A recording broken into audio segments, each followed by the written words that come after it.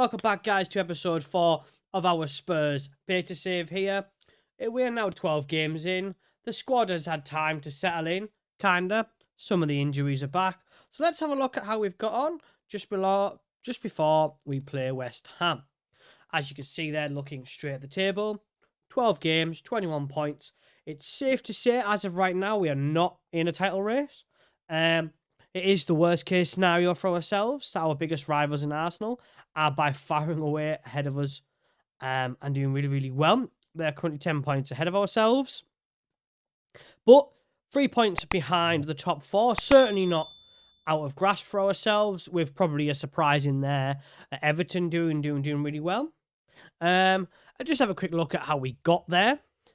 Looking back from the last episode, which was deadline day, which was deadline day around here. We've had a mixed bag of results, beating the likes of Brentford and Bournemouth and Palace, and we did do a friendly because I thought morale was a bit low. Absolutely battered them. Didn't make any difference. Got beaten by Manchester City, but I'm pretty sure Diaby didn't help us by getting himself sent off.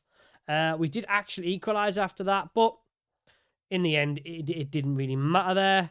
A nice solid 1-1 draw with Liverpool, which I'll take considering, well, we were a bit unlucky. We then dispatched Manchester United, so we are now in the quarterfinals of the Carabao Cup there, of which we do have to play at Leeds, as you can see there.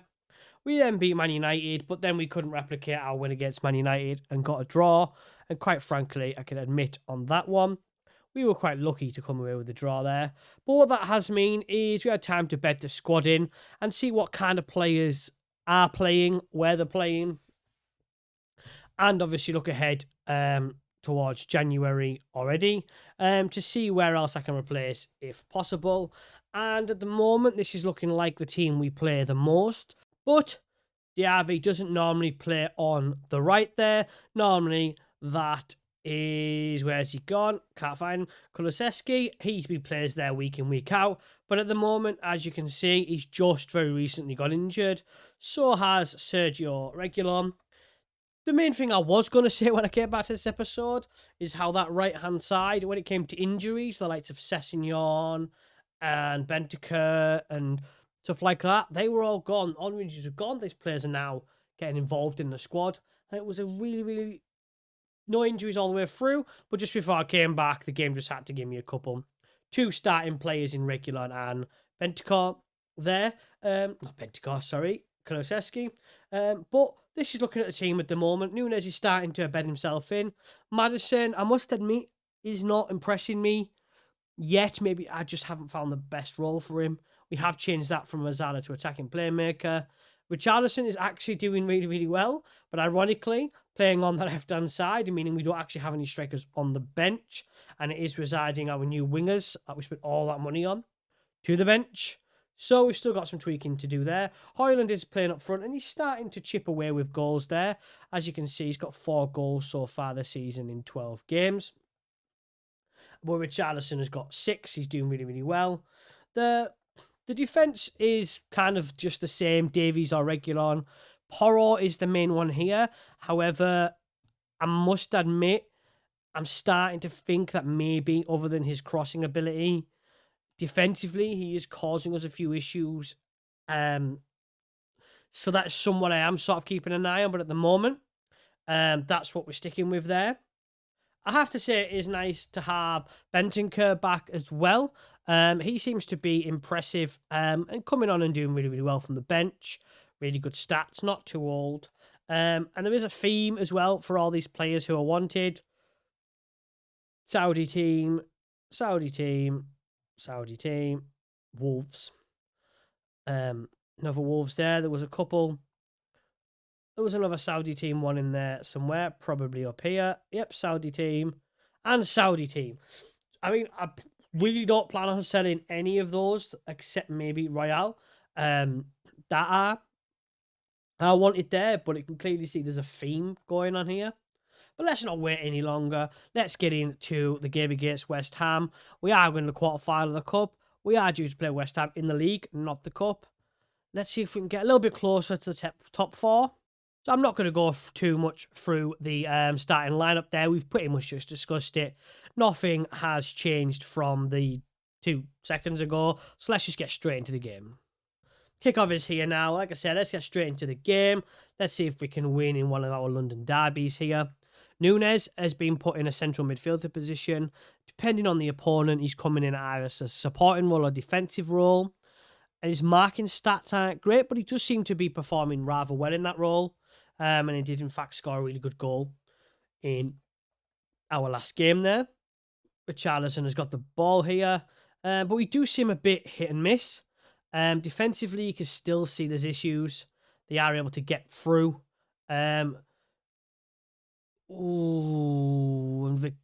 See, this is another position where I think maybe it's starting to get twitchy fingers when it comes to Vicario, because he does that too often. And we have come across a few saves or goals, sorry, that I think we maybe could have saved there. So I'm not too sure about that one. We'll just have to see how he goes there. So we are 27 minutes in, and this has basically been the only highlight since about the first 10 minutes. And again, it is a relatively not the most comfortable of saves from Vicario there. He just seemed to be having issues with his shot stopping or just retaining the ball. But quite frankly, we have been absolutely shocking, to say the least. Absolutely no highlights for ourselves. No going forward. I think we've had one shot, it says there. So the guys have decided to not show up today, it appears. Can we do anything with here? There, you just had the ball but wasted it. Can we not waste it? Højlund comes a bit too far back for my liking, I think. Davies in there. Can we do anything there? Because it's a wash. Diaby comes in off the wing. He is that nice new role there where Diaby's down as a winger, but I've instructed him to cut inside rather than just being an inverted winger, which I know is something that I think is pretty new to the game, where you can instruct a winger to cut in. Perfect example of it there. Stays out wide, cuts in when it matters. We've done absolutely nothing in the game so far, but we're ahead, and I'll take it. There we have it, guys. Half time, 1-0. Not being impressive. Everybody looks fired up now. We need to step it up and actually create some chances in the second half. We are at home against West Ham. We do need to take the initiative. We do need to take the game to them. Let's just get on with that. Hoping this is just an open highlight of the game. It usually is. But Johnson down that right-hand side with Bowen. Good defending by Davies there. Davies has started a lot more games than I thought he would. And what concerns me there is he is 33-year-old. Now, it wouldn't necessarily be a bad thing. But when it comes to going forward, I'm going to need to replace him. And again, Reguilon, as you remember on the first couple episode, he's kind of on trial to prove that he's worth keeping. And, yeah, I'm unconvinced. I'm unconvinced that with the right price, I could probably get a better fullback. Here we are, another highlight there. We are playing some good football. I think maybe the directness of the passes are probably a bit too long. I'm tempted to put that shorter, but it's working fair. Looking good football there. Oof. I mean, if that's not good football, if that's not vertical tiki-taka football, I don't know what that is. Look at the passing there. Pass, one-touch football, bosh, top hand corner by Richarlison. I mean, what more can I say? My only concern there is the whole battle we've had. Again, it really makes me nervous. My only concern is the whole battle we've had with the striker situation. Like I said, Højlund's doing well and he is young, and I really want to continue to keep starting him because I think the more he develops, the better he'll get. But at the moment, we are relying on Richarlison up front, but he's constantly playing on the left. But when he plays on the left, he plays really, really well, which is leaving another potential players who could start on the left on the bench, which is stopping their development. And it's all a big, it's not a bad issue to have as to who to play where, as long as they're scoring goals. Who cares? But it isn't really fixing any issues. I have just made some substitutions right at the end there. We brought Bentancur on. Richarlison's now gone up top. And the guy that should be playing on the left-hand side has finally come on the pitch. But here's West Ham are with the ball. Can we... Oof. I mean, we're not very good at keeping clean sheets. That's probably fairly evident when you look at our results. But Vicario doesn't help that, as you guys have seen in this episode. He's been very, very sketchy with ball handling there. That was nearly a third for ourselves there. Can we do anything from this corner here? Ball come... Nah, absolute waste. The only issue there with having near post corners on is if it goes bad, and it's an absolute waste. West Ham a corner here. If they score this could be difficult. What out? Oh, this team stresses me out defensively. It really, really does. Hopefully that's the end of the nightmare of those last couple of minutes there. Flying towards the end in the 95th minute. Are we going to waste it?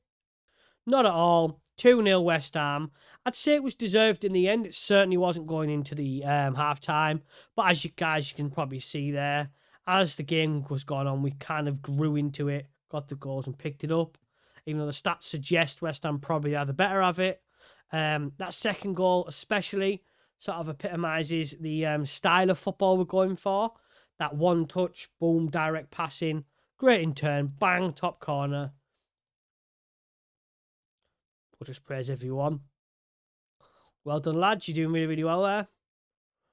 And just got a nice achievement there for beating a rival. I'm not going to talk to BBC Radio 5 Live. Thank you very much. What that does for the table is does see us go up to 24 points. It doesn't really move up a place. I think we actually just took over West Ham. And that still leaves us 2 points outside the top 4. Again, I know top 4 has to be a target. Whether it's a target we achieve, I don't know. Especially this season. I think next season the pressure would be on. This season, we have to aim for top 4.